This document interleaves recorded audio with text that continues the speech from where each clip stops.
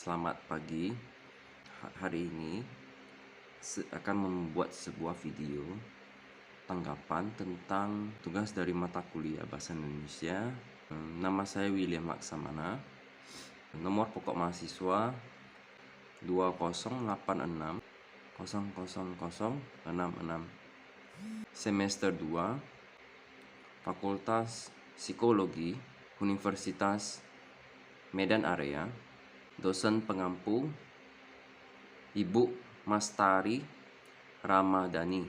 Kaitannya video ini adalah menjawab pertanyaan dari diskusi kelompok. Pertanyaannya adalah, coba jelaskan pendapat kamu, mengapa bukan bahasa Jawa yang dipilih sebagai bahasa nasional, padahal jumlah penutur bahasa Jawa lebih banyak atau mayoritas. Menurut saya, kenapa hal demikian terjadi? Ya, sebabnya adalah, ini menurut pandangan saya, karena yang tugas dari video ini adalah meminta tanggapan dari individu. Menurut saya, bahasa Jawa itu masih belum seintens dipakai sebagai bahasa perdagangan pada saat zaman Kerajaan Sriwijaya. Kegiatan berbisnis atau perdagangan antar pulau Indonesia dengan negara lain seperti India, Tiongkok ataupun Malaysia. Dan bahasa Melayu itu sudah bahkan dipakai di Jawa juga sebagai bahasa perdagangan.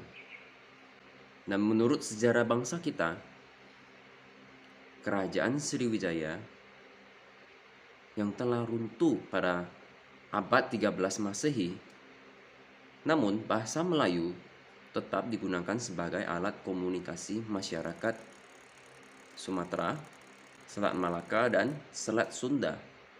Nah, jelas di situ, di sana juga telah dipakai bahasa Melayu sebagai bahasa perdagangan. Di sini salah satu bukti sejarah panjang dari penggunaan bahasa Melayu tersebut. Bahasa Jawa pernah diajukan di Kongres Pemuda yang saat itu salah satunya membahas tentang bahasa apa sebagai dasar dari bahasa Indonesia. Di sana ada beberapa pemuda yang mengajukan bahasa Jawa sebagai bahasa nasional, yang dimana Bapak Soekarno menolak keras penggunaan bahasa Jawa, yang disebabkan bahasa Jawa sangatlah sulit untuk dipelajari karena kan ada 3 jenis tingkatan bahasa Jawa, yaitu bahasa Ngoko, Kromo, dan Kromo Inggil. Nah, untuk mempelajari ketiga jenis bahasa tersebut cukup membutuhkan waktu yang lama untuk mengubah bahasa Jawa tersebut menjadi bahasa yang dapat dipakai untuk semua orang. Mungkin saja pada saat itu berbagai kalangan termasuk Bapak Soekarno sebagai presiden pertama kita juga melihat perkembangan bahasa Melayu yang cukup panjang. Itulah hal yang mungkin menyebabkan kenapa bahasa Melayu itu lebih dipilih daripada bahasa Jawa. Dan terlebih juga Pak Presiden Soekarno dulu pernah menegaskan bahasa Jawa tidak cocok digunakan sebagai bahasa pemersatu Indonesia. Walaupun susunan dan tata bahasanya golong sudah sangat rapi, tetapi malahan banyak dari orang-orang Jawa sendiri waktu itu tidak setuju penggunaan bahasa Jawa karena dianggap sebagai feodal, atau istilahnya karena orang Jawa itu merupakan suku yang mayoritas di Indonesia. Terkesannya kita menguasai gitu Indonesia, yang dimana suku, bahasa, dan budayanya yang sangat beragam, dan belum tentu budaya-budaya di luar Jawa tersebut cocok dengan penggunaan bahasa Jawa yang halus, dan tidak berani frontal ya untuk mengucapkan sesuatu karena dianggap tidak sopan.